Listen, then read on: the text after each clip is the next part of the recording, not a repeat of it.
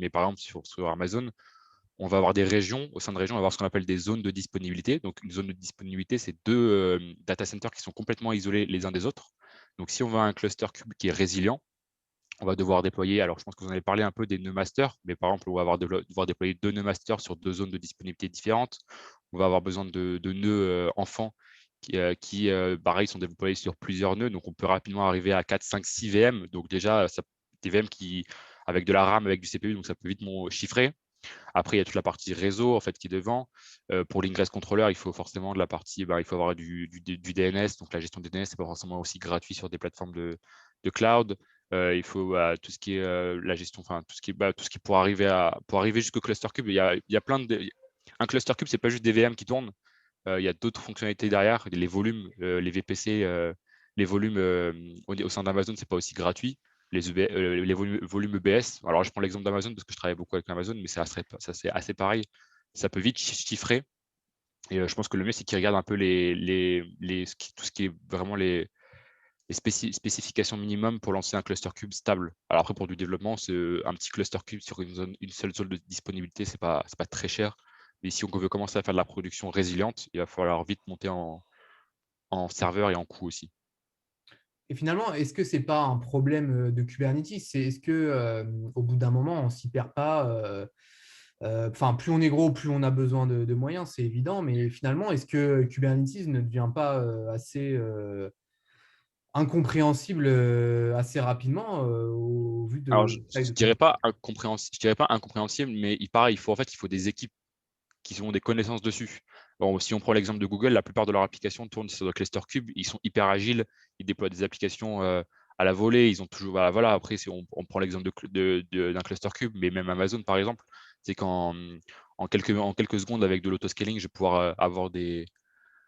pouvoir augmenter mon nombre de conteneurs, je vais pouvoir augmenter la puissance de mes serveurs, je vais pouvoir répondre à la demande. Donc, c'est très flexible et c'est très puissant. Mais si on n'a pas les équipes qui sont derrière, oui, un cluster cube, c'est pas, ça peut, il y a beaucoup de notions en fait. Il y a des notions de réseau, il y a des notions de développement, il y a des notions de volume. En fait, il y a plein de notions qui se résument. Kubernetes, c'est vraiment un outil tout en un.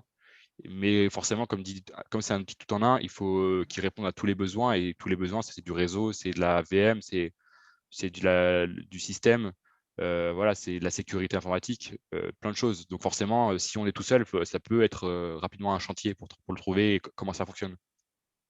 D'accord, ok, bah c'est très intéressant. Et finalement, donc là, tu nous as tu nous as parlé un petit peu de Kubernetes au sein de ta société, mais finalement, quelle est toi ton expérience professionnelle? Comment tu as commencé à apprendre Kubernetes? Est-ce que ça t'a paru difficile? Est-ce que tu as réussi rapidement à monter en compétence? Tu nous as dit que la courbe d'apprentissage était assez complexe et on le mentionne notamment dans notre cours que ça peut être pas évident si tu ne te schématises pas bien comment sont fabriqués les clusters Kubernetes. Donc finalement, explique-nous un peu tes débuts. Est-ce que tu t'en es sorti assez facilement et assez rapidement ou est-ce que vraiment tu as eu beaucoup de mal? Alors, je pense que déjà, forcément, la première chose à faire avant de se lancer dans l'apprentissage de Kubernetes, c'est vraiment comprendre la logique des conteneurs. Ça ne sert à rien de se lancer dans l'apprentissage de Kubernetes si on n'a pas compris comment fonctionne un conteneur, qu'est-ce que c'est un conteneur, l'avantage d'un conteneur, comment on développe des applications qui vont tourner sur des conteneurs. Si on n'a pas cette base-là, ça ne sert à rien de se lancer sur un Kubernetes. Ça va juste être des connaissances qui ne servent strictement à rien et qu'on ne va pas comprendre parce que Kubernetes est forcément très lié au conteneur. Et donc, si on ne comprend pas la base, c'est vraiment le plus important. Donc, il faut éviter de se lancer en même temps, faire en même temps du conteneur et en même temps du Kubernetes.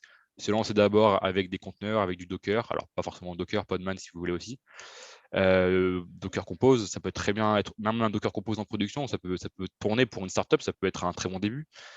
Comprendre comment fonctionne un conteneur, les avantages, les inconvénients, comment est-ce qu'on le gère.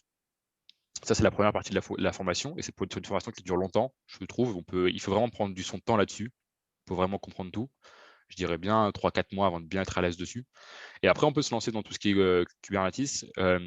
Alors moi, comment j'ai appris, c'est vraiment, en fait, il faut se lancer, il faut commencer à déployer des applications, rencontrer des galères. Il ne faut pas juste lire des documentations et dire, OK, j'ai compris, il faut vraiment se lancer dedans, comprendre les galères qu'on a, C'est forcément quand on rencontre des erreurs qu'on va les comprendre, comment on fonctionne. On va comprendre comment fonctionne Kubernetes, comment tout ça s'orchestre. Donc nos conteneurs qui tournent dans des pods, les pods qui sont reliés via des services pour faire de l'autoscaling. On y accède via les ingress qui sont gérés par l'ingress container. Il y a plein de choses qui s'empilent. Pour quelqu'un qui est à l'aise sur Kubernetes, ça devient logique, mais pour une personne qui est nouveau, c'est des notions qui sont complexes. Qui existent ailleurs, mais qui sont complexes parce que c'est spécifique à Kubernetes, c'est renommé spécifiquement par Kubernetes.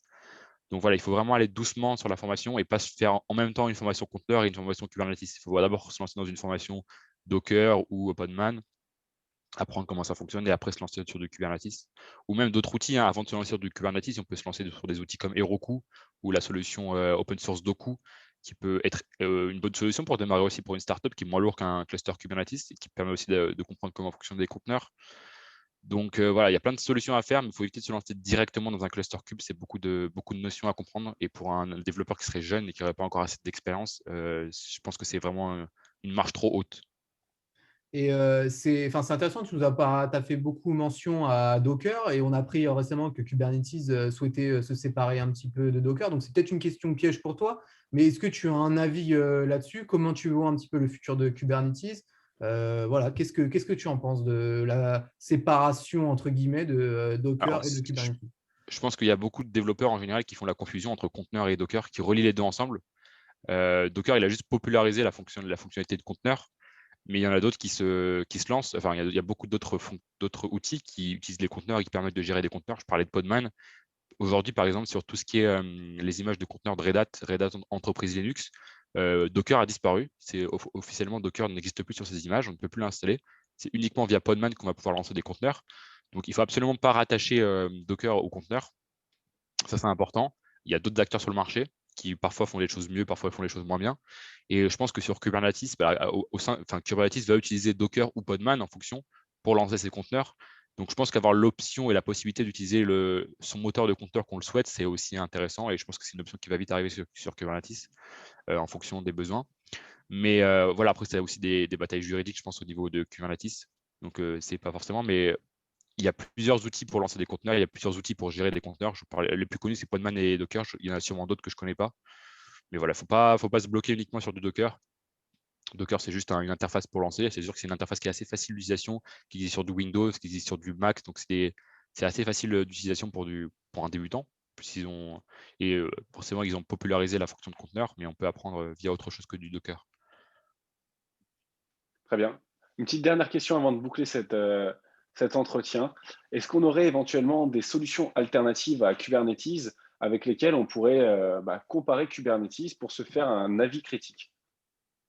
Alors, c'est vrai que Kubernetes est un peu seul sur le marché. On a vu Docker Swarm, c'est un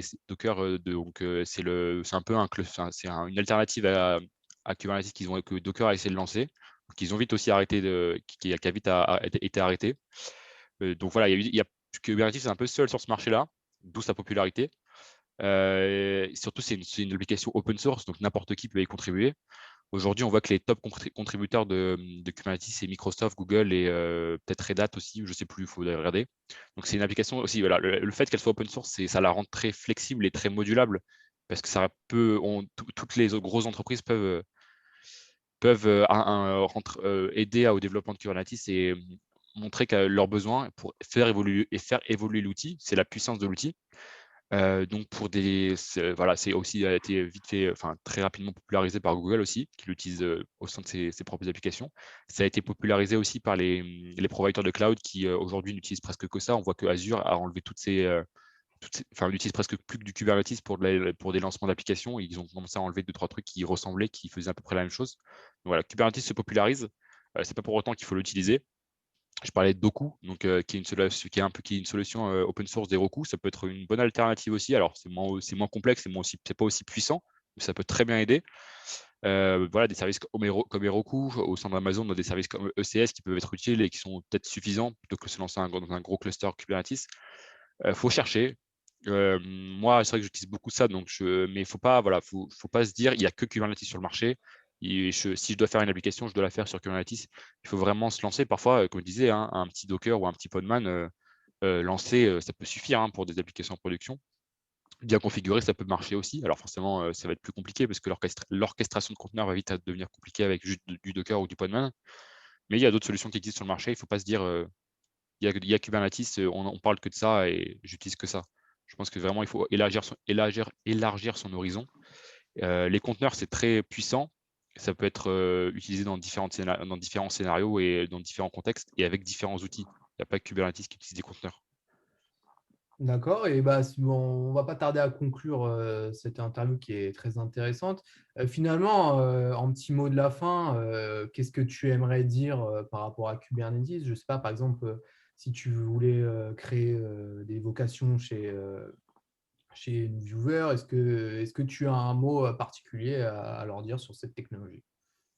Kubernetes, c'est vraiment de l'apprentissage au quotidien. Alors même moi, qui travaille déjà depuis 2 ans, alors 2 ans, ça peut être long sur une formation, hein, mais je continue à en apprendre tous les jours. Alors même plutôt sur la partie administration d'un cluster, la gestion des certificats, la gestion de l'ingress, enfin des trucs qu'on ne fait pas tous les jours, mais on apprend tous les jours sur Kubernetes. Donc vraiment, persévérance, ne jamais lâcher.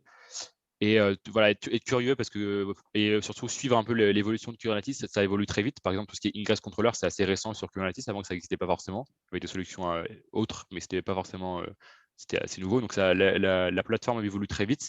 C'est vrai que ça va être intéressant de voir comment la plateforme va évoluer au cours des prochaines années. Même dans 10 ans, on va voir où est-ce qu'on en sera.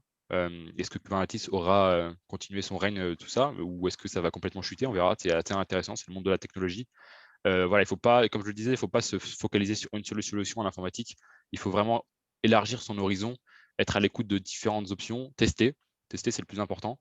Il y a plein de par exemple, pour lancer un cluster Kubernetes, on peut utiliser Minikube, je pense que vous en parlez dans votre cours. Voilà, il faut tester, il faut pas hésiter à se tester, à se faire son propre avis et à comprendre comment ça fonctionne. Mais surtout, ne pas rester bloqué sur une seule solution. Toujours ouvrir son champ d'horizon et voir ce qui existe d'autre sur le marché. Et parce que parfois, même les solutions les plus connues et les plus recommandées ne sont pas forcément les meilleures pour notre besoin. Et ça c'est pour moi, le maître mot, c'est toujours ouvrir et chercher, ne jamais rester bloqué sur une seule solution. Ok, bah écoute, On te c'est remercie, parfait. Mathieu. Je vous Merci remercie en tout cas Mathieu. aussi, c'était très intéressant. Et puis, on te souhaite bonne continuation dans ta société et, Merci à vous aussi. et peut-être à bientôt pour une prochaine interview. Merci, au Merci. revoir. Au revoir.